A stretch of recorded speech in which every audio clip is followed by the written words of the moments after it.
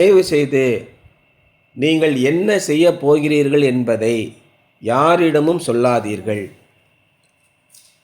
எல்லா பேரும் ஒத்துக்கிறான் உலகத்தில். ஆமாங்க, நீங்கள் சொல்கிற கரெக்டு தாங்க. நம்ம யார்கிட்டையும் சொன்னோம்னா அவ்வளோதான், விளங்காதுங்க.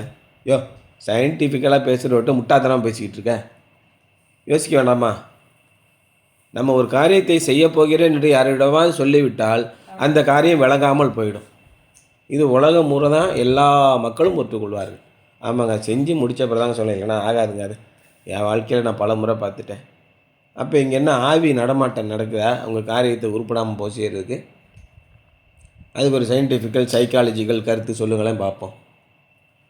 அப்போ என்ன அர்த்தம்? மனுஷனுடைய ஆத்மா அவ்வளவு பவர்ஃபுல்லாக இருக்குது. ஒருவனை முன்னேற்றுவதும் ஒருவனை வீழ்த்துவதும் மனிதர்களாலே முடியும். அவருடைய எண்ணங்கள் சிந்தனைகள் எல்லாம் உங்களுக்கு எதிராக போரிடும். அவர்களை எதிர்த்து உங்களால் போரிட முடியாது. நமக்கு யாரோடலாம் போராட்டங்கள் உண்டு. நமக்கு அதிகாரிகளோடும் துரைத்தனங்களோடும் மாத்திரமல்ல, வானமண்டலங்களில் உள்ள சேனைகளோடும் அந்தகார சேனைகளோடும், இல்லையா?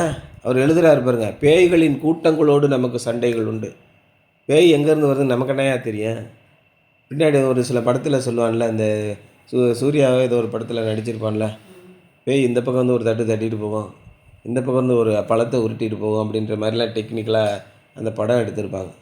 உள்ளபடியே பவுல் என்ன சொல்கிறாருன்னா, நான் எனக்கு பிடிக்கிறத செய்யாமல் எனக்கு பிடிக்காதையே செய்கிறேன்.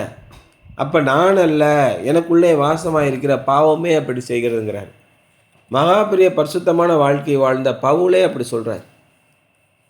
அகாலமான பிறவி நான், இந்த பாவ சரீரத்திலிருந்து யார் என்னை மீட்டுக்கொள்வார்? என்னால் முடியலைங்கிறார். நீ இந்த சரீரத்தில் இருக்கும் வரைக்கும் உனக்கு தோல்விகளும் போராட்டங்களும் உண்டு. நீ தனியாக போராட முடியாது. யாரை கொண்டு போராடுவ? ஆண்டவருடைய வார்த்தையை கொண்டு மட்டும்தான் போராட முடியும். அதான் தாவீது சொல்கிறான், தேவனாலே நான் ஒரு சேனைக்குள் பாய்ந்து செல்லுவேன் அப்படின்னு சொல்கிறார். யார் எனக்கு எதிராக வருவான்? யார் என்னை தடுப்பது? ஆண்டவர் என் பக்கத்தில் இருக்கிறார். நீங்கள் தேவனோடு கூட இணைந்திருக்கும்போது நிச்சயமாக வெற்றி பெறும். எந்த பரீட்சை வந்தாலும் சரி, எந்த போராட்டம் வந்தாலும் சரி, எந்த எதிர்ப்பு வந்தாலும் சரி, அவன் எவ்வளோ பெரிய ஆளாக இருந்தாலும் சரி, நீங்கள் சர்ச்சில் போய் முழங்கால் பட்டு கெஞ்சுங்க ஆண்டவர்கிட்ட. உங்களை தாழ்த்துங்க. ஆண்டவரே, என்னால் முடியாது, என்னால் இது வெற்றி கொள்ள முடியாது, நீங்கள் பார்த்து செய்யுங்க, தயவு செய்து நீங்கள் என்னோடு பாருங்கள், இந்த போராட்டத்திலிருந்து என்னை காப்பாற்றுங்கள். இந்த உலகத்தையே வெற்றி சிறந்த இயேசு கிறிஸ்து உங்களோடு கூட இருக்கிறார்.